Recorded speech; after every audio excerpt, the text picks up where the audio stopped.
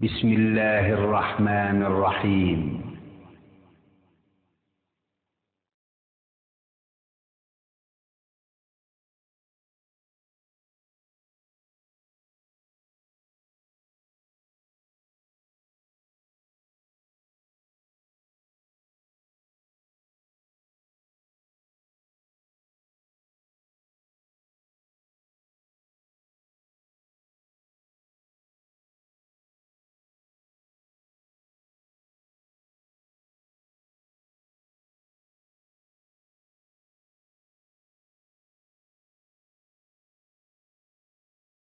أعوذ بالله من الشيطان الرجيم.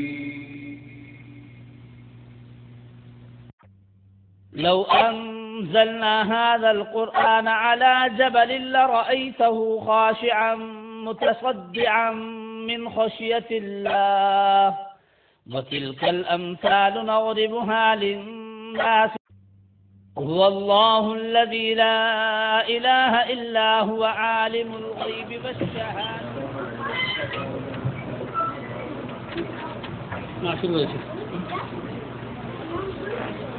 السلام علیکم ورحمۃ اللہ وبرکاتہ.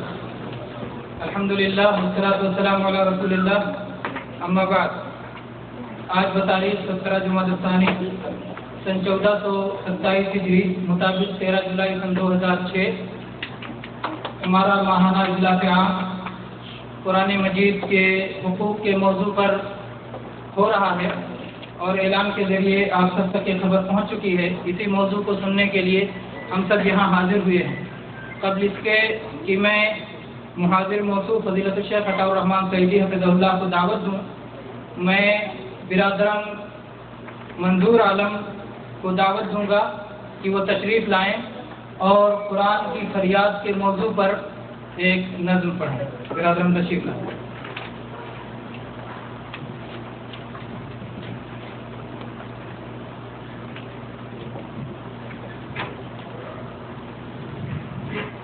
السلام علیکم ورحمۃ اللہ وبرکاتہ.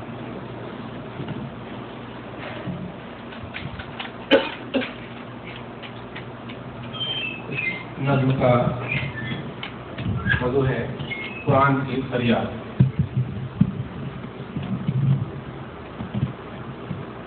طاقتوں میں سجایا جاتا ہوں، آنکھوں سے لگایا جاتا ہوں، طاقتوں میں سجایا جاتا ہوں، آنکھوں سے لگایا جاتا ہوں، تعویذ بنایا جاتا ہوں، دھو دھو کے پلایا جاتا ہوں، تعویذ بنایا جاتا ہوں، دھو دھو کے پلایا جاتا ہوں، جدن حریر اور ریشم کے اور پھول ستارے چاندی کے، اور پھول ستارے چاندی کے، پھر عطر کی بارش ہوتی ہے، پھر عطر کی بارش ہوتی ہے، خوشبو میں بسایا جاتا ہوں، پھر عطر کی بارش ہوتی ہے، خوشبو میں بسایا جاتا ہوں، جس طرح سے طوطا مینا کو کچھ بول سکھائے جاتے ہیں، کچھ بول سکھائے جاتے ہیں، اس طرح پڑھایا جاتا ہوں، اس طرح پڑھایا جاتا ہوں، اس طرح سکھایا جاتا ہوں، اس طرح پڑھایا جاتا ہوں، اس طرح سکھایا جاتا ہوں۔ جب قول قسم لینے کے لیے تکرار کی نوبت آتی ہے، تکرار کی نوبت آتی ہے، پھر میری ضرورت پڑتی ہے، پھر میری ضرورت پڑتی ہے، ہاتھوں پہ اٹھایا جاتا ہوں، پھر میری ضرورت پڑتی ہے، ہاتھوں پہ اٹھایا جاتا ہوں۔ دل سوز سے خالی رہتے ہیں، آنکھیں ہیں کہ نم ہوتی نہیں، آنکھیں ہیں کہ نم ہوتی نہیں، کہنے کو میں ایک ایک جلسے میں، کہنے کو میں ایک ایک جلسے میں پڑھ پڑھ کے سنایا جاتا ہوں، کہنے کو میں ایک ایک جلسے میں پڑھ پڑھ کے سنایا جاتا ہوں۔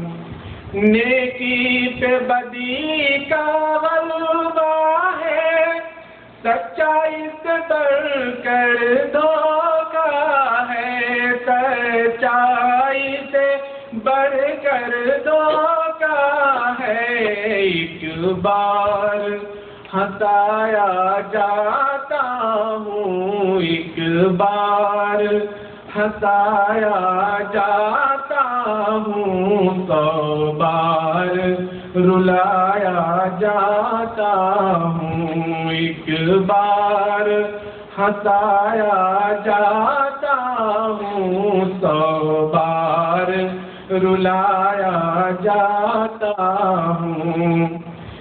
یہ مجھ سے عقیدت کے دعوے، قانون پہ راضی غیروں کے، قانون پہ راضی غیروں کے، یوں بھی مجھے رسوا کرتے ہیں، یوں بھی مجھے رسوا کرتے ہیں، ایسے بھی ستایا جاتا ہوں، یوں بھی مجھے رسوا کرتے ہیں، ایسے بھی ستایا جاتا ہوں۔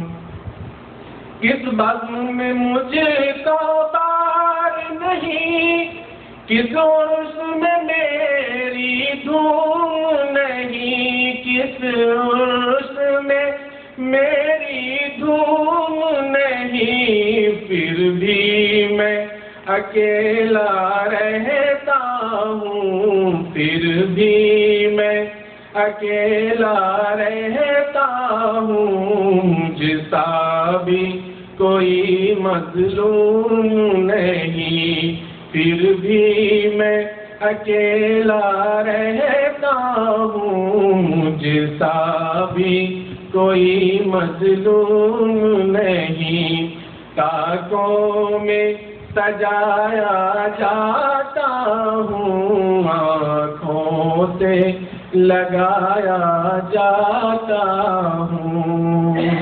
السلام علیکم۔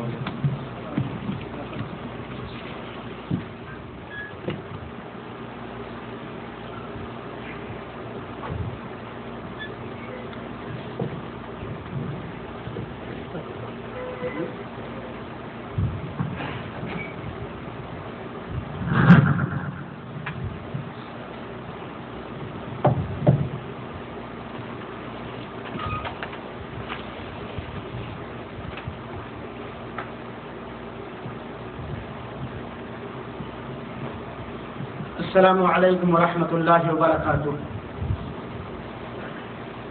الحمد للہ نحمده ونستعینه ونستغفره ونؤمن به ونتوکل علیہ ونعوذ باللہ من شرور انفسنا ومن سیئات اعمالنا من يهده الله فلا مضل له ومن يضلله فلا هادي له وأشهد أن لا إله إلا الله وحده لا شريك له وأشهد أن سيدنا محمدا عبده ورسوله أما بعد فإن خير الحديث كتاب الله وخير الهدي هدي محمد صلى الله عليه وسلم وشر الأمور محدثاتها وكل محدثة بدعة وكل بدعة ضلالة وكل ضلالة في النار.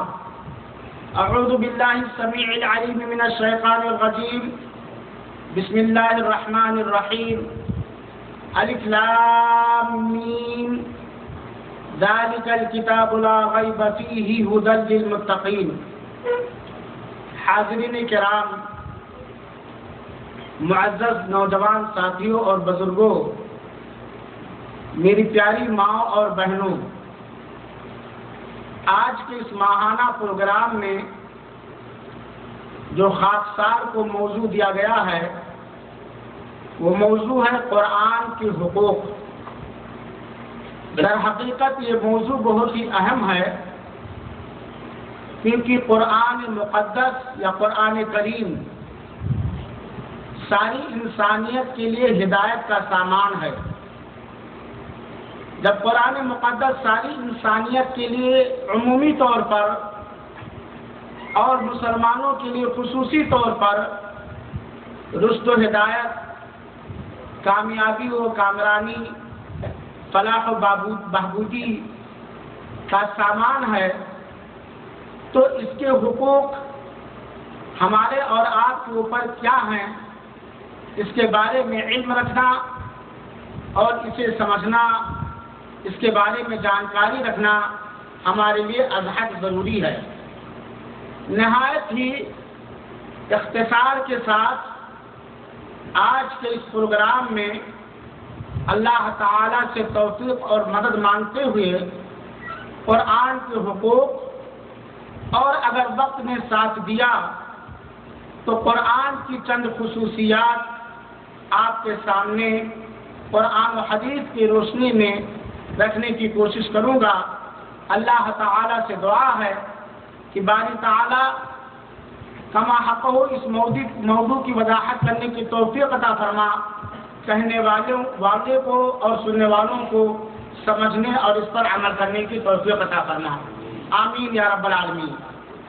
حاضرین کرام، قرآن مقدس جس کے ذریعہ سے اللہ رب العالمین نے ہم کو اور آپ کو عزت بخشی، بلند و بالا مرتبہ عطا فرمایا، جو سارے اہل ایمان کے لیے دستور حیات ہے، جو سارے مسلمانوں کے لیے نصاب تعلیم اور تعلم ہے، جو سارے مسلمانوں کے لیے تبلیغی نصاب ہے، جو متقیوں کے دلوں کا نور اور مومنوں کے لیے رشد و ہدایت اور رحمت کا ذریعہ ہے.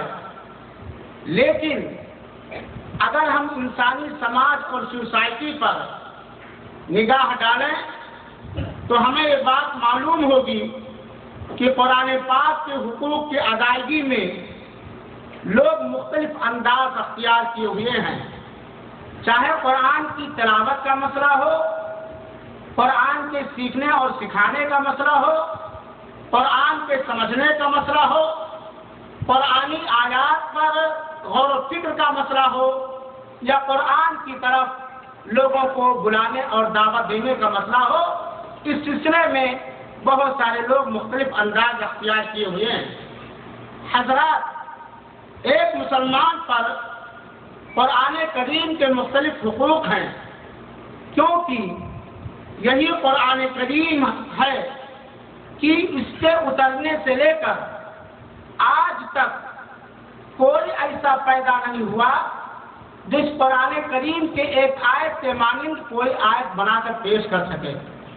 اللہ تعالی نے قرآن کریم کو نازل فرمایا اور نزول کے وقت سے لے کر کے قیامت تک آنے والوں کو یہ چیلنج دے دیا کہ کوئی قرآن کی سورہ کے مانند ایک سورہ یا قرآن کی آیت کی مانند ایک آیت لا کر کے پیش کر دے۔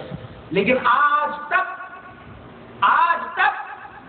اللہ تعالی کا یہ چیلنج تسنا بجواب ہے۔ آج تک بہت بڑے بڑے فصیح اللسان آئے اور عربی زبان پر قابو پانے والے آئے، بہت بڑے بڑے ذہانت اور ذکاوت والے آئے پیدا ہوئے، لیکن آج تک اللہ رب العالمین کے اس چیلنج کا کوئی جواب نہیں دے سکا ہے، اور قیامت کے صبح تک کوئی مائی کا لاش اس کا جواب نہیں دے سکتا ہے۔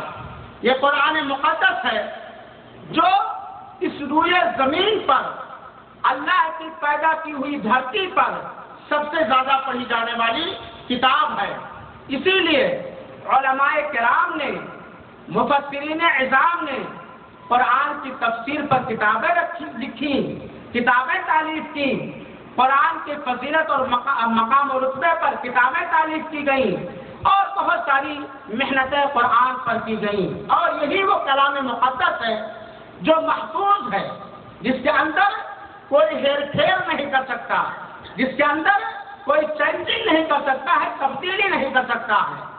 اور اگر قرآن صرف کاغذ ہی میں محفوظ نہیں ہے، قرآن صرف دفتیوں میں محفوظ نہیں ہے، قرآن صرف کیسٹوں اور سیڈیوں میں محفوظ نہیں ہے، اللہ تعالی نے اپنے اس کلام کی حفاظت کی ذمہ داری لے رکھی ہے۔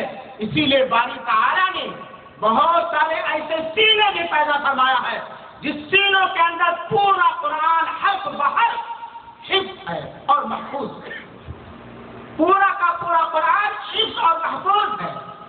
دنیا کی ساری طاقتیں، اسلام دشمن ساری طاقتیں یکجا ہو جائیں، متحد ہو جائیں، متفق ہو جائے کہ قرآن کو ملیمیٹ کر دیا جائے، قرآن کو ختم کر دیا جائے، لیکن یہ ہو نہیں سکتا، کیونکہ یہ اللہ کا کلام ہے، یہ رب ذوالجلال کا کلام ہے، اور رب ذوالجلال نے اپنے کلام کی حفاظت کی گارنٹی اور ضمانت لے رکھی ہے۔ آج اگر کوئی اسلام کا دشمن، قرآن کا دشمن، مسلمانوں کا دشمن، رسول کا دشمن ایک حرف، ایک نقطہ بھی قرآن سے حذف کر کے اپنی طرف سے کچھ گھٹانا چاہے یا بڑھانا چاہے، اللہ رب العالمین اس کا پردہ فاش فرما دے گا۔ اسی لیے دیکھیے اسلام کے خلاف کتنی دشمنیاں ہو رہی ہیں یا ہوئی، مسلمانوں کے خلاف کتنی دشمنیاں ہو رہی ہے اور ہوئی، اسلام پر کتنے تہمتیں لگائے گئے، اسلام کے خلاف کتنے پروپیگنڈے کیے گئے، سب کو معلوم ہے، لیکن آج تک کوئی اس بات کا دعویٰ نہیں کر سکتا ہے اور دعویٰ کر کے ثابت نہیں کر سکتا ہے کہ قرآن کے اندر ایک حرف کی بھی چینج ہوئی ہے۔ بات نہیں، یہ اللہ کا احسان ہے ہمارے اور آپ کے اوپر، یہ اللہ رب العالمین کا کرم ہے، یہ اللہ کا فضل ہے، یہ اللہ کی مہربانی ہے ہمارے نبی پر اور نبی کے امتیوں پر، کہ اللہ تعالیٰ نے ہمیں رشد و ہدایت حاصل کرنے کے لیے، اللہ تعالیٰ نے ہمیں رہنمائی حاصل کرنے کے لیے، اللہ تعالیٰ نے تبلیغ نصاب کے طور پر، تعلیم دستور حیات کے طور پر ایسا کلام عطا فرمایا ہے جس کی حفاظت کی ذمہ داری اللہ رب العالمین نے لے رکھی ہے۔ یہ قرآن مقدس کے مقام ہے۔ تو جب قرآن کی اتنی اہمیت ہے تو ہمارے اور آپ کے اوپر قرآن کے کچھ حقوق بھی واجب ہوتے ہیں، اور صرف لذت لینے کے لیے نہیں بلکہ عمل کرنے کے لیے بات سنی اور سنائی جاتی ہے۔ میرے بھائیوں اور ساتھیوں، ہمارے اوپر جو قرآن کے حقوق ہیں، اگر قرآن کے حقوق کی ادائیگی میں ہم اور آپ لاپرواہی کریں گے تو کون قرآن کے حقوق کو ادا کرے گا؟ جو قرآن کا انکار کرنے والا ہے، جو قرآن کو ٹھکرانے والا ہے۔ قرآن کے حقوق کو سمجھنا اور سمجھنے کے ساتھ ساتھ قرآن کے ایک ایک حق کو نہایت امانت داری، دیانت داری، اخلاص اور محبت کے ساتھ ادا کرنا ہماری اور آپ کی ایمانی نشانی ہے۔ یہ ہمارے اور ہماری ایمان کی نشانی ہے، یہ ہمارے اور آپ کے تقوی کی نشانی ہے، یہ ہمارے اور آپ کے اللہ کے کلام سے محبت کی علامت اور پہچان ہے، کیونکہ جو بندہ اللہ سے محبت کرتا ہے وہ اللہ کے کلام سے بھی محبت کرتا ہے، اور جو بندہ اللہ کے کلام سے محبت کرے گا، کیا وہ بندہ اللہ کے کلام کے حقوق کی ادائیگی میں لاپرواہی برتے گا، سستی برتے گا، پھر اس سے محبت کے دعوے کیسے صحیح ہو سکتے ہیں؟ قرآن کے بہت سارے حقوق علماء کرام نے، محدثین اعظام نے اور مفسرین کرام نے قرآن کے بہت سارے حقوق بیان کیے ہیں۔ وقت کے تقاضے کے حساب سے ہم چند حقوق نہایت اختصار کے ساتھ بیان کرنا چاہتے ہیں۔ قرآن کے حقوق میں سے سب سے پہلا حق ہمارے اوپر یہ ہے کہ ہم قرآن پر اور قرآن میں جو کچھ ہے اس پر ایمان لائیں۔ قرآن پر اور قرآن کریم میں جو کچھ ہے اس پر ہم ایمان لائیں۔ قرآن کریم پر ایمان لانے کا مطلب کیا ہے؟ بیشتر لوگ اس سے غافل اور نابلد ہیں، اسی لیے اس کی وضاحت میں کرنا مناسب سمجھتا ہوں۔ قرآن اور قرآن میں جو کچھ ہے اس پر ایمان لانے کا مطلب یہ ہے کہ ہمارا اس بات پر ایمان اور عقیدہ ہو کہ یہ قرآن کریم محمد صلی اللہ علیہ وسلم پر نازل کیا ہوا اللہ کا کلام محفوظ ہے، اس میں کسی قسم کے شک کی گنجائش بالکل نہیں ہے۔ قرآن کو اس کا مقام دینا یا قرآن پر ایمان لانے کے تقاضا ہے۔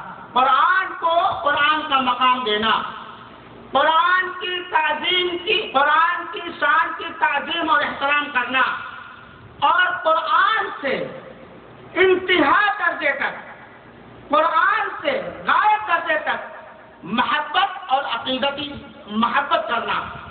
اللہ رب العالمین نے قرآن مقدس سے سورہ نساء کی 136 نمبر آیت کے اندر بیان فرمایا، یا ایھا الذین آمنوا آمنوا باللہ ورسولہ والکتاب الذی نزل علی رسولہ والکتاب الذی انزل من قبل ومن یکفر باللہ وملائکتہ وکتبہ ورسلہ والیوم الآخر فقد غل ضلالا بعیدا۔ اللہ رب العالمین نے قرآن مقدس کے اندر بیان فرمایا، اے ایمان والو، تم ایمان لاؤ اللہ پر اور اس کے رسول پر اور اس کی اللہ رب العالمین کی اس کتاب پر جو اللہ تعالیٰ نے اپنے رسول اکرم صلی اللہ علیہ وسلم پر نازل فرمایا، اور ان کتابوں پر یا اس کتاب پر جو اللہ رب العالمین نے اس سے پہلے قرآن سے پہلے نازل کیا۔ اور جس شخص نے اللہ کا انکار کیا، جس شخص نے فرشتوں کا انکار کیا، اللہ کی کتابوں کا انکار کیا، اللہ کے بھیجے ہوئے رسولوں کا انکار اور کفر کیا، فقط غلہ غلالا مبینہ، تو ضلالا بعیدا، تو وہ بری طرح گمراہ ہو گیا، گمراہی کی انتہا کو پہنچ گیا۔ اسی لیے میرے بھائیوں اور ساتھیوں، عبداللہ ابن عباس رضی اللہ تعالیٰ عنہ کا ایک قول نہایت ہی اہم اور بہت ہی پیارا قول ہے۔ عبداللہ ابن عباس رضی اللہ عنہ نے فرمایا ہے کہ اگر کوئی شخص یہ جاننا چاہتا ہے، اپنے آپ کو پرکھنا چاہتا ہے کہ کیا اسے اللہ سے محبت ہے کہ نہیں، ہم میں سے اگر کوئی شخص یہ جاننا چاہے اپنے بارے میں یہ جاننا چاہے کہ آیا مجھے اللہ تعالی سے محبت ہے کہ نہیں، تو اپنے آپ کو قرآن پہ پیش کرے، قرآن تعلیم پر پیش کرے، قرآن کی تعلیم پر اپنے اخلاق کو، اپنے کردار کو، اپنے کریکٹر کو، اپنے معاملے کو، اپنے عقیدے کو، اپنے لین دین کو، اپنی تجارت کو، اپنے زندگی کے تمام گوشے کے ہر عمل کو قرآن پر پیش کرے۔ اگر اس کا عمل قرآن کے مطابق ہے تو گویا وہ اللہ تعالیٰ سے محبت کرتا ہے۔ اگر اس کا عقیدہ، اس کا اخلاق، اس کا کرتوت، اس کا عمل قرآن کے عین مطابق ہے تو گویا وہ اللہ تعالیٰ سے کیا کرتا ہے؟ محبت کرتا ہے۔ یہ عبداللہ ابن عباس نے فرمایا۔ اس سے پتہ چلتا ہے کہ ہمیں قرآن کے پر ایمان لانے کا مطلب یہ ہے کہ قرآنی آیات کو اپنے قرآنی آیات کے حساب سے اپنے عقیدے اور عمل کو سنوارا جائے۔ لائٹ جلائیے نہیں بھائی، جس قرآن کے حقوق میں سے دوسرا حق ہے قرآن کی تلاوت کرنا، قرآن کی تلاوت کرنا۔ اللہ تعالی نے قرآن کی تلاوت پر بہت بڑے اجر و ثواب کا وعدہ فرمایا ہے۔ اور اگر ہم دیکھیں سیرت صحابہ کو، اور اگر ہم جاتے پڑھیں صحابیات کی ہسٹری اور تاریخ، ان کی سیرت کو، اور ائمہ علماء اولیاء کی تاریخ کو اگر ہم پڑھیں تو ہمیں یہ بات معلوم ہوگی صحابہ کرام اللہ کے نیک بندے قرآن کی تلاوت کو کس طرح اہمیت دیا کرتے تھے، اور قرآن کی تلاوت کس طرح سے کیا کرتے تھے۔ قرآن کی تلاوت وہ عمل ہے، قرآن کی تلاوت وہ عمل ہے جس کے ذریعے سے بندہ اپنے رب سے قریب ہو سکتا ہے، جس کے ذریعے سے بندہ اپنے رب سے قریب ہو سکتا ہے۔ قرآن کی تلاوت وہ بہترین خوبصورت عمل ہے کہ جس کے لیے قرآن قیامت کے دن سفارش کرے گا۔ قرآن کی تلاوت کی فضیلت کے سلسلے میں بہت ساری آیات اور بہت ساری احادیث کتب حدیث کے اندر موجود ہیں۔ ہم چند آیات کو آپ کے سامنے ذکر کرتے ہیں۔ اللہ رب العالمین نے فرمایا سورہ فاطر کی آیت نمبر 29 کے اندر، ان الذین یتلون کتاب اللہ واقاموا الصلاۃ وانفقوا مما رزقناہم سرا وعلانیہ یرجون تجارۃ لن تبور۔ بڑی پیاری آیت ہے، اللہ رب العالمین کا بڑا پیارا کلام ہے۔ اللہ تعالیٰ فرماتا ہے جو لوگ اللہ کی کتاب کی تلاوت کرتے ہیں، جو لوگ اللہ کی کتاب کی تلاوت کرتے ہیں، قرآن کی تلاوت کرتے ہیں، وَأَقَامُوا الصَّلَاةَ، تلاوت کے ساتھ ساتھ نماز کو باجماعت تمام شرطوں کے ساتھ پابندی سے ادا کرتے ہیں، وَأَنفَقُوا مِمَّا رَزَقْنَاهُمْ سِرًّا وَعَلَانِيَّةً، اور جو کچھ میں نے ان کو مال و دولت دے رکھا ہے میرے دیے ہوئے مال و دولت میں سے، اللہ تعالیٰ کا مِمَّا رَزَقْنَاهُمْ، میرے دیے ہوئے روزے میں سے جو چپکے چپکے یا کھلم کھلا خرچ کرتے ہیں۔ یہ لوگ ایسی تجارت کرتے ہیں جو خسارے والی تجارت نہیں ہے۔ آپ ایسی تجارت کا پتہ لگانا چاہتے ہو جس کے اندر کبھی خسارہ اور ٹوٹا اور نقصان نہیں ہو سکتا ہے، تو اس آیت کریمہ کو بار بار ہم پڑھیں اور غور سے اللہ تعالیٰ فرماتا ہے جو لوگ قرآن کی تلاوت کرتے ہیں نمبر 1، نماز کی پابندی کرتے ہیں نمبر 2، اور اللہ کے دیے ہوئے مال میں سے کھلم کھلا یا چپکے چپکے اللہ کی راہ میں خرچ کرتے ہیں، جن لوگوں کے اندر یہ 3 خوبیاں پائی جاتی ہیں، جن لوگوں کے اندر یہ 3 خصوصیتیں پائی جاتی ہیں، وہ ایسی تجارت کرتے ہیں جس کے اندر کبھی کوئی نقصان اور خسارہ ہو ہی نہیں۔ قرآن کی تلاوت کی فضیلت ثابت ہوئی کہ نہیں ثابت ہوئی؟ اسی طرح اللہ تعالیٰ نے، اللہ کے رسول اکرم صلی اللہ علیہ وسلم نے بہت ساری حدیثوں کے اندر قرآن کی تلاوت کی فضل بیان کی ہے۔ بعض حدیثوں کے اندر خاص صورتوں کی تلاوت کی فضل بیان کی ہے، اور بعض حدیثوں کے اندر سرور دو عالم محمد عربی صلی اللہ علیہ وسلم نے عام طور پر مطلق طور پر عمومی انداز سے قرآن کی تلاوت کی فضل بیان کی۔ چند حدیثیں کچھ اس طریقے سے اللہ کے رسول اکرم صلی اللہ علیہ وسلم کی عبداللہ بن مسعود کہتے ہیں کہ اللہ کے رسول اکرم صلی اللہ علیہ وسلم نے فرمایا من قرأ حرفا من کتاب اللہ فله به حسنة والحسنة بعشر أمثالها لا أقول ألف لام حرف ولكن ألف حرف ولام حرف وميم حرف۔ یہ امام ترمذی نے روایت کیا ہے، اور علامہ ناصر الدین البانی رحمۃ اللہ علیہ نے اس حدیث کی تصحیح فرمائی ہے۔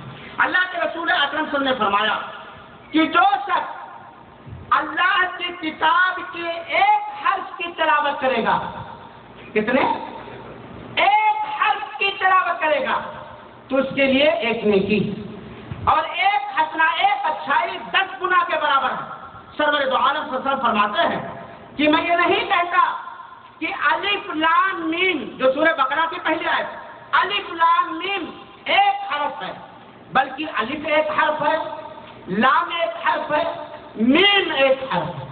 اگر کسی شخص نے اللہ کی رضا جوئی کی خاطر اخلاص نیت کے ساتھ صرف ایک آیت کریمہ کی تلاوت کی، الف لام میم، کتنی نیکیوں کا مستحق ہو گیا؟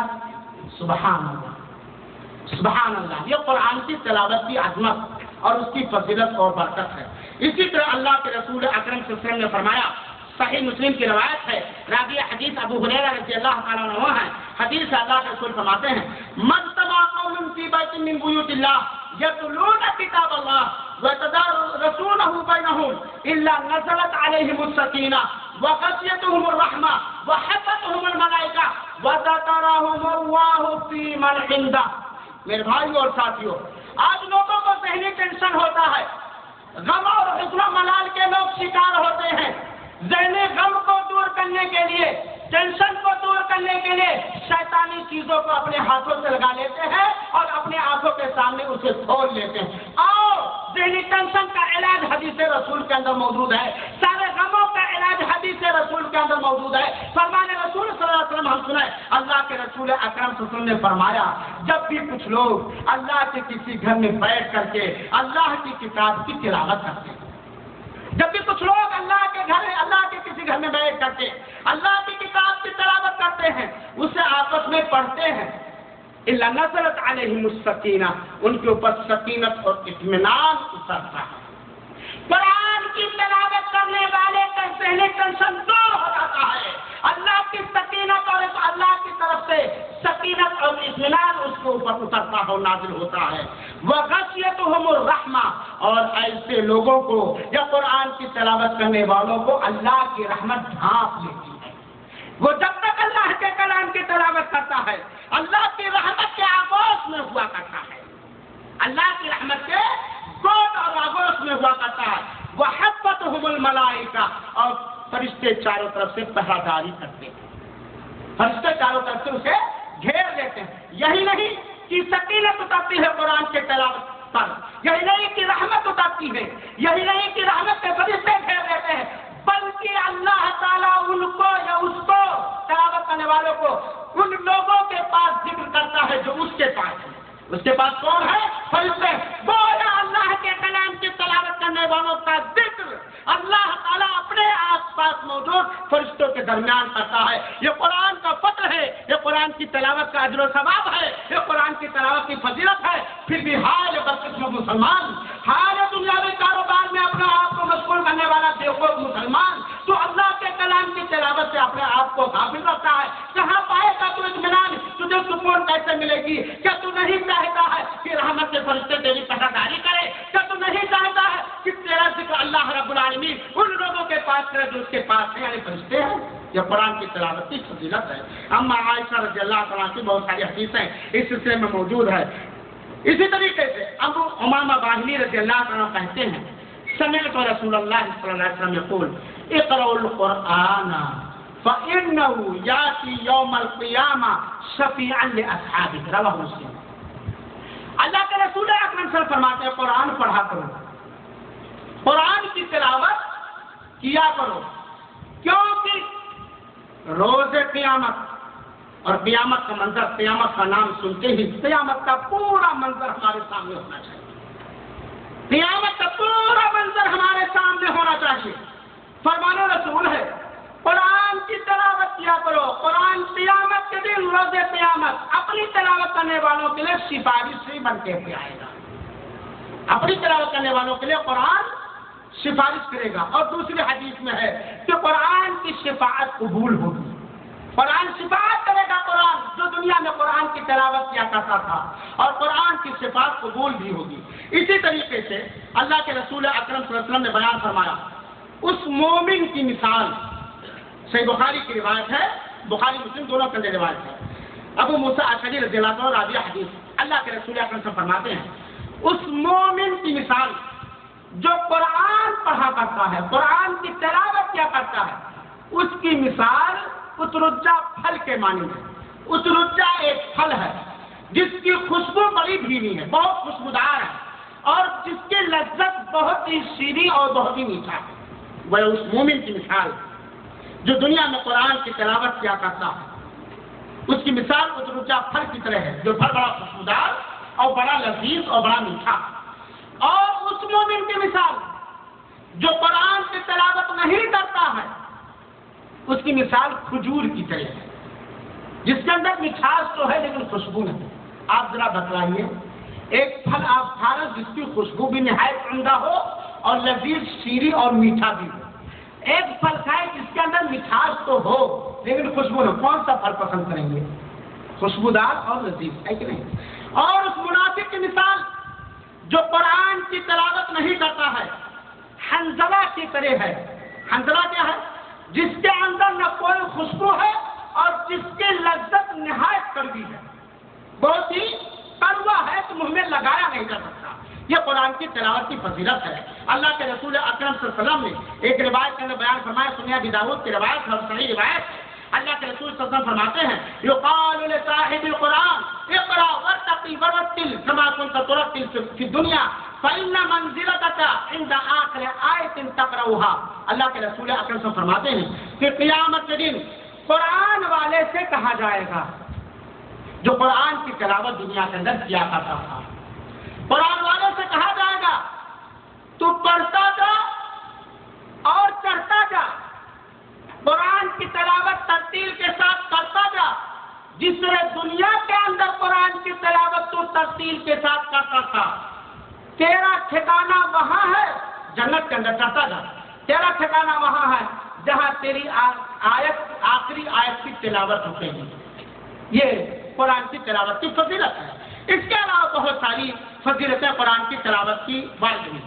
ان فضیلتوں کو جاننے کے بعد آئیے تھوڑی دیر کے لیے ہم اپنے اسلامی سماج اور معاشرے پر نگاہ ڈالیں کہ قرآن کی تلاوت یہ قرآن کا حق ہے قرآن پر ایمان لانے والوں پر۔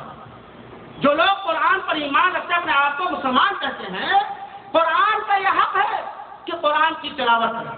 میرے بھائی اور ساتھی، قرآن کی تلاوت کے سلسلے میں مسلمانوں کے اندر کتنی لاپرواہیاں پائی جاتی ہیں۔ آج جانگلے پڑھنے کے لیے ہمارے پاس ٹائم ہے، اخبار پڑھنے کے لیے ہمارے پاس ٹائم ہے، ڈائجسٹ پڑھنے کے لیے ہمارے پاس ٹائم ہے، فلمی کہانیاں پڑھنے کے لیے ہمارے پاس ٹائم ہے، کلاس کی چیزیں تیار کرنے کے لیے ہمارے پاس ٹائم ہے، دنیا کی ہر بکواس، دنیا کی ہر اچھی بری چیز پڑھنے کے لیے ہمارے پاس ٹائم ہے، لیکن قرآن کی تلاوت کرنے کے لیے ہمارے پاس 10 منٹ بھی نہیں ہے۔ کتنے ایسے مسلمان ہیں جو روزانہ کم سے کم ایک ہی آیت تلاوت کر دیتے ہیں نماز کے علاوہ، اور کتنے ایسے مسلمان ملیں گے جو بیچارے صرف جمعہ کو تلاوت کرتے ہیں، تب جب امام کے پیچھے کھڑے ہوتے ہیں، اور کتنے ایسے مسلمان ملیں گے جو عید بقرعید ہی میں تلاوت کی توفیق ہوتی ہے، اگر یاد ہے تو نہیں تو بھی نہیں ہے۔ بات نہیں میرے بھائی اور ساتھ، قرآن کی تلاوت رحمت کا سبب ہے، اللہ کی مغفرت کا سبب ہے، ایمان کی نشانی ہے، اور قرآن کے حق کی ادائیگی اس سے ہوتی ہے۔ اس سلسلے میں اگر ہم لاپرواہی کرتے ہیں تو دھوکے میں ہے، ہماری اعلی اولاد اگر لاپرواہی کرتی ہے تو ہم اس کے مسئول اور ذمہ دار ہیں۔ لہذا میرے بھائیو، قرآن کی تلاوت کا اہتمام کریں۔ اگر کوئی بندہ یہ عادت بنا لے، کہ ہم نماز 5 وقت کی نماز کی ہم پابندی کرتے ہیں، اللہ تعالیٰ پابندی کرنے کی توفیق نہ بنائے، ہر نماز کے آگے پیچھے ملا کر کے اگر 2 ہی آیت ہم تلاوت کر لیں تو کتنی آیت دن بھر میں تلاوت ہو سکتی ہے؟ 20 آیتوں میں کتنا حرف ہے؟ ایک حرف پہ تصحیح کیا، کتنی دیر ہم اللہ کا کلام کھول کر کے بیٹھیں گے؟ رحمت کے فرشتے گھیرے ہوئے ہوں گے کہ نہیں؟ سکینت و اطمینان حاصل ہوگا کہ نہیں ہوگا؟ اللہ تعالیٰ ہمارا ذکر آسمان کے اندر کرے گا کہ نہیں کرے گا؟ لہذا میرے بھائیو، قرآن کی تلاوت سے ہم عادی بنیں، قرآن کی تلاوت کے لیے ٹائم ٹیبل رکھیں۔ جس طرح ہم اپنی تجارت، کاروبار، نوکری اور بہت سارے کاموں کے لیے ہمارے پاس ٹائم ٹیبل ہوتا ہے، شیڈول ہوتا ہے، اسی طرح تو ہم نہ کریں کہ اللہ کے کلام کی تلاوت کرنے کے لیے بھی کہیں 10 منٹ کا ٹائم رکھا ہے بات کی نہیں؟ اس سے کس کا فائدہ ہوگا؟ میرے بھائی اور ساتھی، آج لوگ کہتے ہیں جن اور شیطان اور بھوت پریشان، تھوڑا سا خوف دے کے بھاگے ہیں۔ مولانا صاحب بتائیے، ہے کوئی جھاڑ پھونک کرنے والا؟ ارے اللہ کے بندو، جب گھر کو شیطانوں کا اڈا ہم نے بنا لیا ہے اور گھروں کے اندر اس کلام کی تلاوت نہیں کی جاتی ہے، جس کلام کی تلاوت سن کر کے شیطان بھاگ جاتا تو کون آئے گا تمہارے پاس؟ اللہ کے رسول اکرم صلی اللہ علیہ وسلم نے فرمایا، جس گھر کے اندر سورہ بقرہ کی تلاوت کی جائے گی، اس گھر پر شیطان اپنا بسیرا نہیں بنا سکتا۔ تو میرے بھائیوں اور ساتھیوں، یہ قرآن کا حق ہے جس کی ادائیگی کی طرف ہمیں توجہ دینی چاہیے۔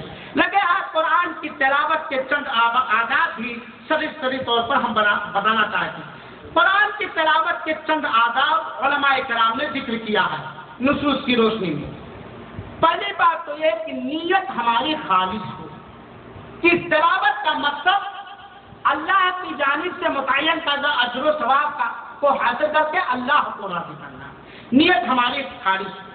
تلاوت کے درمیان اطمینان ہو، سکون ہو اور خشوع اور خضوع کے ساتھ قرآن کی تلاوت کریں۔ تلاوت کرتے وقت دل کو بالکل حاضر کر کے، دل کو لگا کر کے غور و فکر کے ساتھ قرآن کی تلاوت کریں، اور اسی طریقے سے قرآن کی تلاوت کے لیے جب ہم بیٹھے اور مصحف کو اپنے ہاتھ میں لینے کا ارادہ کریں تو اس سے پہلے ہر چھوٹی بڑی ناپاکی سے پاکی حاصل کر لیں، باوضو ہو لیں، غسل واجب ہے تو غسل کر لیں، اور اگر ہو سکے تو مسواک کر لیا کریں۔ گندی جگہوں میں، شور غوغا کی جگہوں میں، ہنگامے اور بازاری جگہوں میں قرآن کھول کر کے نہ بیٹھیں کہ کام سے کچھ اور ٹکرائے، ہنگامہ رہے اور دل کا اطمینان و سکون یا خوش و خضوع جاتا رہے۔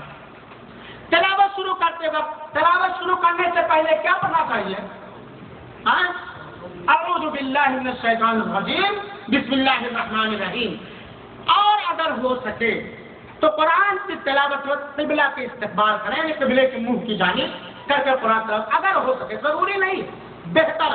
اسی طریقے سے قرآن کو ٹھہر کرتے جلدی جلدی نہیں، جیسے ہمارے ملکوں کے حافظ صاحب 27ویں کو رمضان کے تراویح میں پڑھاتے ہیں، اللہ ہم سب کو صحیح سمجھتے کہ یعلمون اور تعلمون کے اندر بھی فرق نہیں ہوتا۔ ورتل القرآن ترتیلا، قرآن کو ترتیل کے ساتھ ٹھہر کے پڑھو تاکہ ہر حرف صحیح طریقے سے ادا ہو جائے، ہر حرف صحیح طریقے سے ادا ہو جائے۔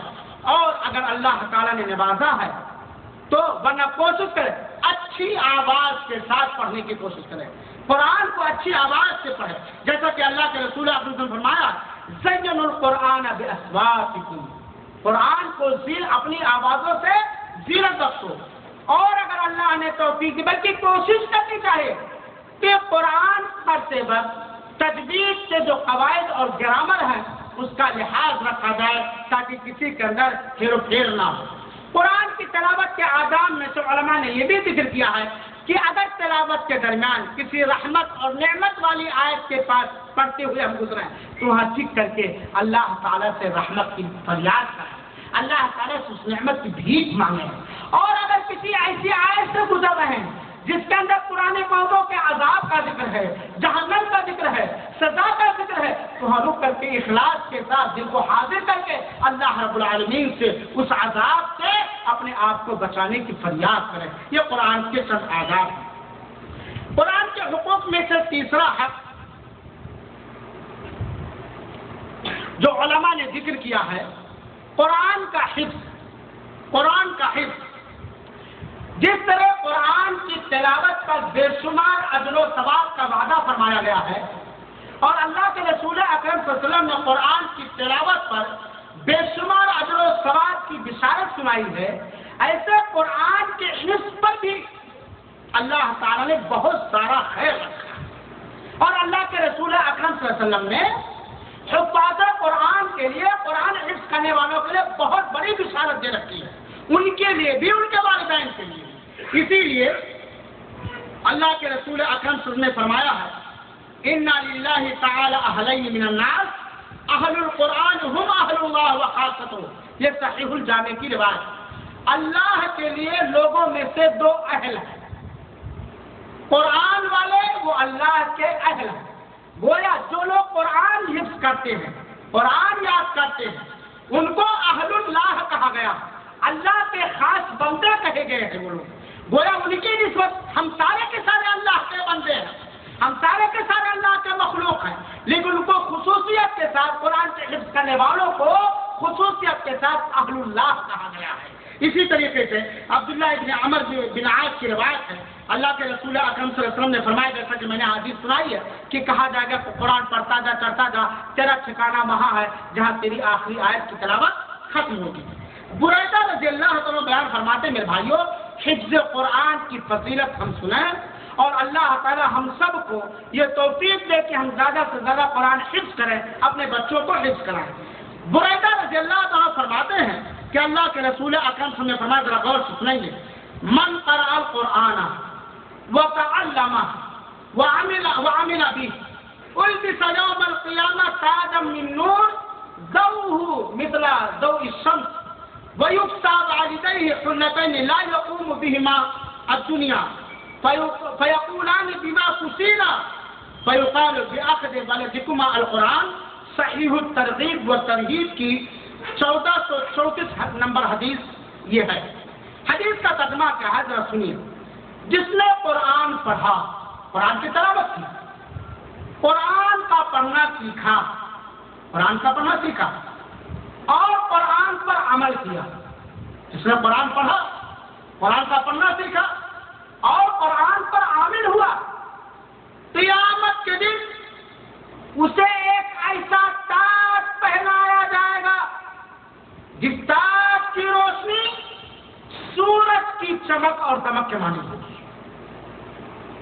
اللہ تعالی ہم سب کو توفیق عطا فرمائے کہ ہم خود اس کے عامل بنیں، اپنے بچوں، اپنی بہنوں، اپنی بیٹیوں، اپنی بیویوں کو اسلام۔ کتنی بڑی خوشخبری ہے، کتنا بڑا فضل ہے ان لوگوں کے لیے جو قرآن کو حفظ کرتے ہیں، جتنی توفیق ملتی ہے۔ پورا یا آدھا یا چند صورت ہے۔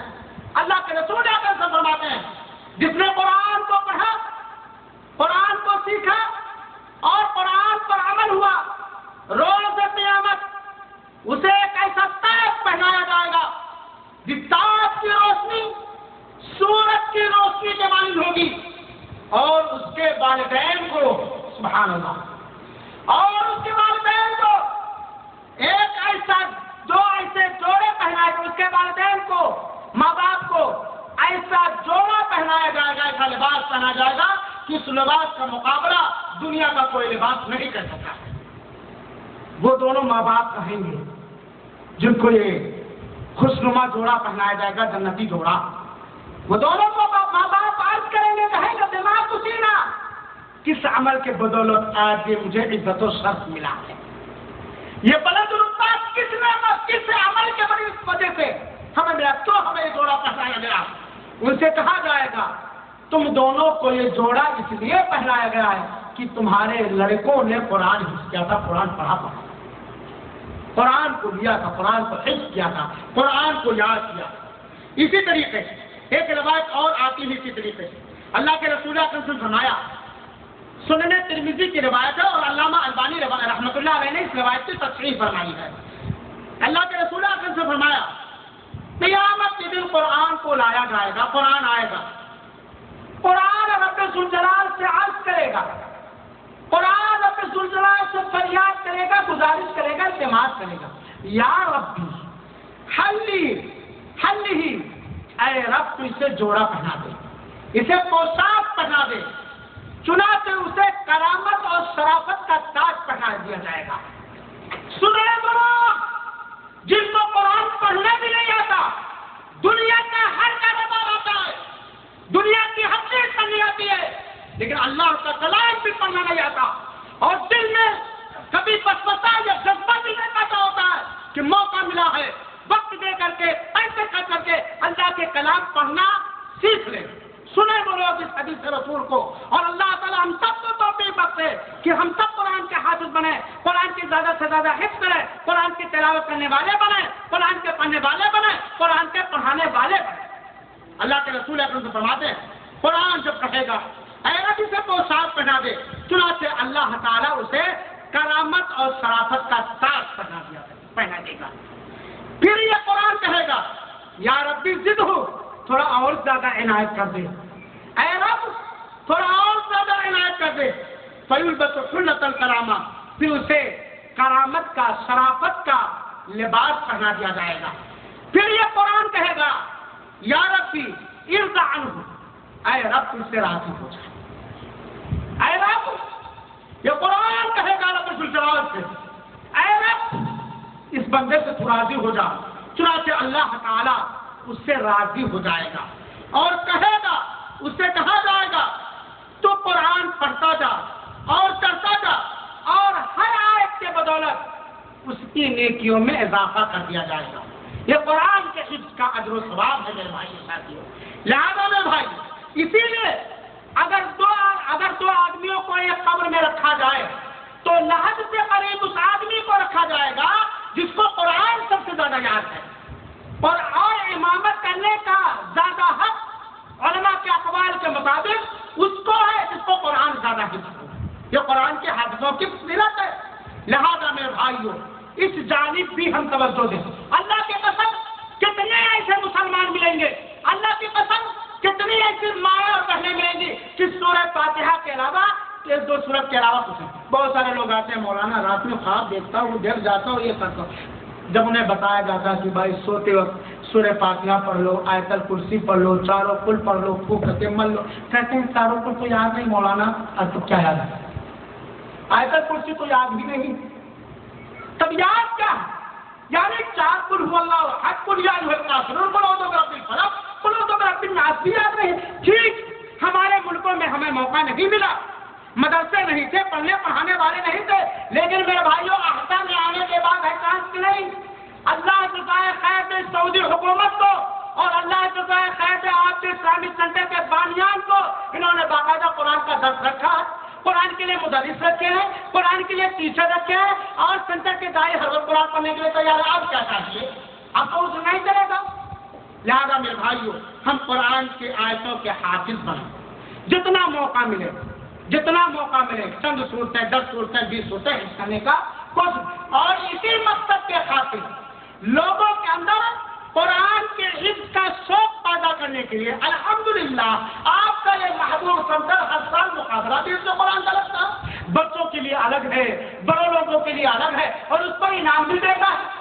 مقصد یہ نہیں ہے سینٹر کا، مقصد ہے کہ لوگوں کا رشتہ قرآن سے مضبوط ہو، لوگ اللہ کے کلام کے حافظ بنے، ان کے بچے قرآن کے حافظ بنے۔ اسی لیے سینٹر کے اندر اس طرح کا مقابلہ بھی رکھا جا رہا جو اگلے مہینے میں ہونے والی۔ تو میرے بھائیوں یہ قرآن کا حق ہے کہ ہم قرآن کے حافظ بننے کی یا جتنی توفیق ہو قرآن کی آیتوں صورتوں کی تلاوت کرنے کی، حفظ کرنے کی ہم کوشش کریں۔ قرآن کا چوتھا حق ہے قرآن کریم میں غور و فکر کرنا اور اسے سمجھنا۔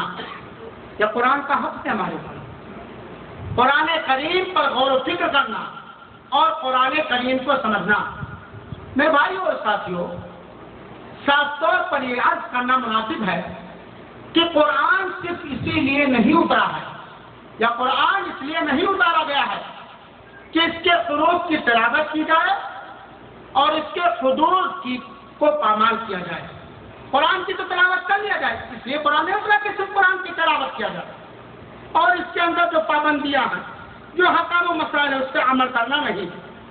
قرآن اس لیے اترا ہے کہ قرآن کی تلاوت کر کے اللہ کا تقرب حاصل کیا جائے، اللہ کی عبادت کی جائے، اور قرآن کے حدود کی مکمل پابندی کی جائے، قرآن پر غور و فکر کیا جائے، قرآن پر عمل کیا جائے۔ یہ قرآن اس لیے اترا کیونکہ صرف تلاوت قرآن مجید کافی نہیں ہے، قرآن کے معنی اور مفہوم کو، قرآن کے اسرار و رموز کو غور سے پڑھ کر سمجھا جائے اور قرآن کے اندر تدبر کیا جائے، کیونکہ صاف طور پر ہمیں یہ بات معلوم ہونی چاہیے کہ قرآن کریم یہ اللہ کا پیغام ہے اس کے بندوں کے نام ہے، بات کی نہیں؟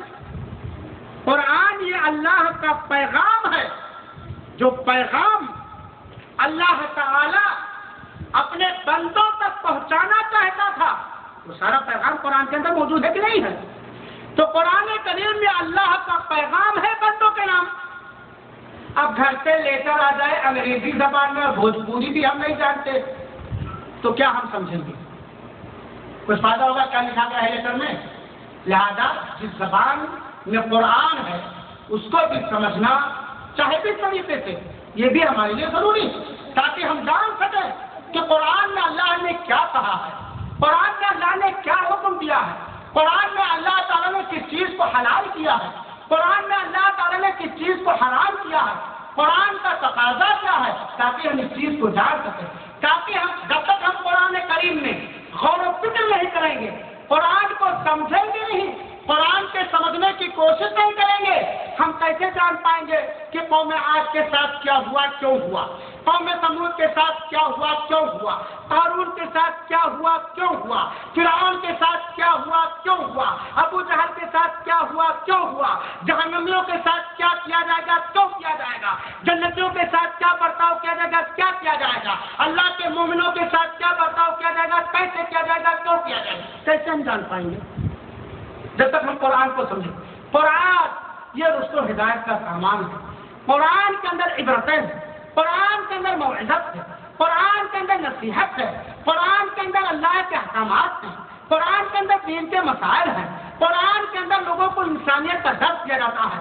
اسی لیے اسی قرآن کے ذریعے سے لوگوں نے ملکوں کو فتح کیا، لوگوں نے شہروں کو فتح کیا، اسی قرآن کے ذریعے سے لوگوں نے حیوانوں کو انسان بنا دیا، اسی قرآن کے ذریعے سے حیوان صفت انسانوں کو انسانیت کا سبق پڑھایا گیا۔ جہاں بات بات پہ تلواریں بے نیام ہو جایا کرتی تھی، آپس میں دشمنیاں ہوا کرتی تھی اور ہر طرح کی برائی پائی جاتی تھی، جب قرآن کو لوگوں نے سمجھا، قرآن پر جب لوگ ایمان لائے اور قرآن پر جب عمل کرنا شروع کیا تو دشمنیاں دوستی میں بدل گئی۔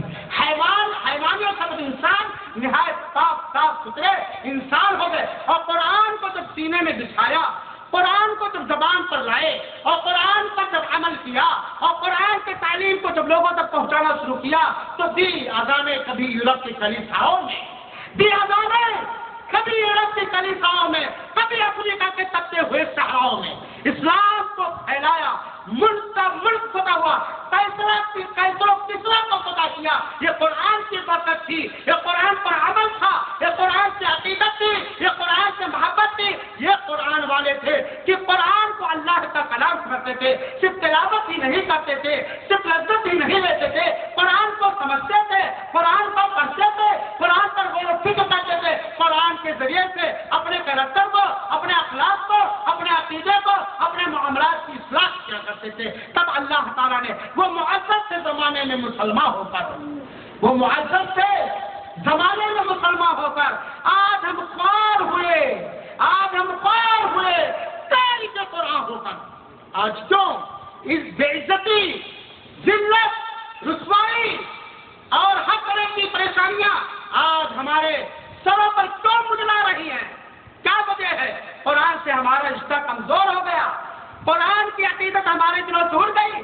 جیسا کہ بھائی نے سنایا کہ تاپوں میں سجایا جاتا ہوں اور تعبیر بنایا جاتا ہوں، دو کے پلایا جاتا ہوں، کیا کیا جاتا ہوں، کیا کیا جاتا ہوں، پھر بھی میں اکیلا رہتا ہوں، مجھ سے بھی کوئی مظلوم نہیں۔ میرے بھائیو، قرآن اس لیے اترا ہے تاکہ اسے سمجھا جائے۔ اللہ تعالیٰ نے قرآن میں اندر مختلف آیتوں کے اندر بیان فرمایا، کتاب انزلناہ الیک مبارک لیتدبروا آیاتہ ولیتذکر اولو الالباب، یہ وہ کتاب ہے جو ہم نے تمہارے اوپر اتارا ہے، جو بابرکت ہے، تاکہ لوگ اس کی آیتوں میں غور و فکر کریں اور اس سے عقل مند ہی نصیحت حاصل کرتے ہیں۔ اللہ رب العالمین نے فرمایا، افلا یتدبرون القرآن ولو کان من عند غیر اللہ لوجدوا فیہ اختلافا کثیرا، لوگ قرآن پر غور و فکر کیوں نہیں کرتے؟ اگر قرآن اللہ تعالیٰ کے علاوہ کسی اور کی جانب سے ہوتا تو اس کے اندر بہت زیادہ اختلاف پاتے، تو قرآن کو سمجھنا تھا اور قرآن سمجھنے کے لیے اتارا گیا ہے۔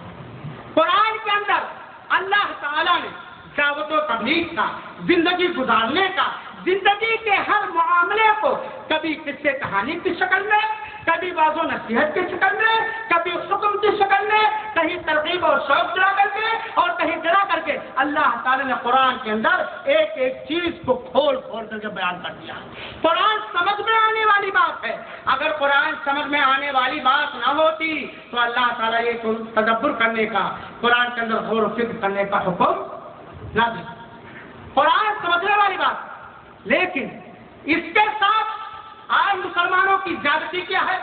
کتنے ایسے مسلمان ہیں جو سورہ فاتحہ کا معنی سمجھتے ہیں؟ کتنے ایسے مسلمان ملے؟ اور آج تو الحمدللہ اللہ نے اس کلام کی حفاظت کی ذمہ داری دے رکھی ہے، اسی لیے اللہ تعالیٰ نے صحیح عقیدہ، صحیح منہج، صحیح اصول کے ایسے علماء بھی پیدا کر دیے ہیں، ایک زبان میں نہیں کئی زبانوں میں، کہ قرآن کے ترجمے موجود ہیں، قرآن کے تفسیر موجود۔ یہ الگ بات ہے کہ بہت سارے لوگ